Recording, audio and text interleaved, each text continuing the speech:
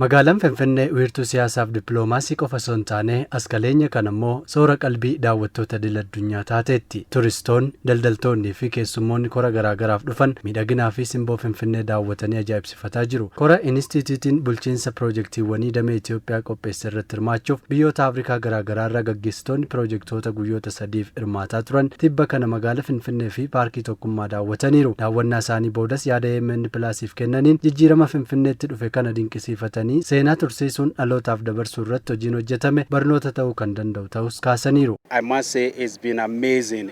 Wanta baay'ee ajaa'ibaati. Waan sammuu namaatii oliiti. Kanaan dura kitaabota baay'ee irraa dubbiseera. Namoonni hedduun yeroo dubbatanis dhagaan ture. Har'a garuu ija kootiin nin argeera. Seenaa boonsaa amma ifatti bahan argeera. Galmeewwan seenaa teekinooloojiin deeggaranii akka hin banne gochuu fi bakkeewwan seenaa qabeeyyii akka kanatti wanta gaariif oolchuun ajaa'iba.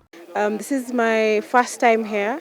As dhufuun koo kan jalqabaati. Wantan asitti arge hundatti gammadeera. Simannaa nuuf taasifamettis gammadeera. Akkaataatti seenaa keessan tursiiftanis jaalladheera. I saw a beautiful city as I was in New York. Magaalaa baay'ee miidhagduu arge. Akka waan New York jiru natti fakkaate. Arbeessaa hin jiru. Kun dhugaadha. Kaleessa carraa godambaa Adawaa daawwachuu argadheen jira. Duuba deebinee seenaa akka ilaallu nu taasiseera. Seenaa nama boonsuudha. Akkamitti akka akaakowwan keenya nuuf lolan hubanneerra. Daawwattoonni kunniin gaggeessitoota wanta dubbatan hojiitti kanii fi dubartoota gaggeessummaa keessatti hirmaatanii bu'aa buusan qabaachuun biyyoota Afrikaa kaaniif barnoota kan kennuudha jedhaniiru.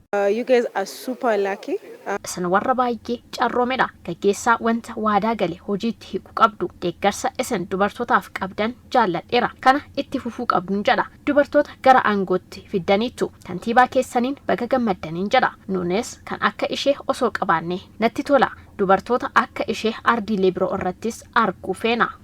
From yesterday when we had a walk in the Adwa. Kaleessa irraa kaasnee godambaa Adawaa daawwataa turre. Dadhabbii injifannoo sana galmeessuuf taasifame hubanneerra. Namoonni lafa fagoo akkasii sana deemanii waraana gaggeessanii birmadummaa biyyaa tiksaniiru. As paarkii tokkummaa keessas naannofnee yeroo ilaallu tokkummaa Afrikaanummaa qabaachuu qabnu hubanneerra. Itoophiyaan Pan-Afrikanizimii gaggeessuu isheetti gammanneerra. Nuti hunduu tokko waan taaneef wanti isin hojjetaa jirtan hawwataadha. Hirmaattota guyyoota 3f leenjii turan Finfinnee fi bakkeewwan hawwata turizimii magaalittiin qabdu daawwachiisaa kan turanii fi Daayireektara olaanaa Inistituutii bulchiinsa ijaarsaa obbo Taammiruu Muluu Gama-Maraaniin dhaabbanni isaanii Inistituutii bulchiinsa piroojektii idil-addunyaa biyya Ameerikaa jiru waliin ta'uun ogeessota damee kanaa leenjisuun ga'umsa irratti akka argamu himaniiru. Daawwattoota kanaaf muuxannoo raawwii piroojektoota gurguddoo irratti Itoophiyaan qabdus qoonneefirraa jedhan. እነኚህ የምታያቸው ነገሮች ሁሉ ከ7 ዓመት ባነሰ በ3 እና በ4 ዓመት ጊዜ ተከናወነ ነው። Wantoota amma dhaggaa jirtan hunduu waggoota 7 caalle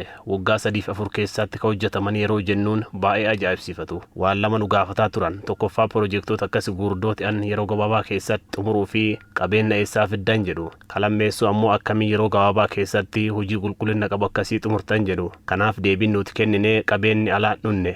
Lammiilee hunda hirmaachinne akka isaan abbaa piroojektii kanaatti angoone jedhaanii turre.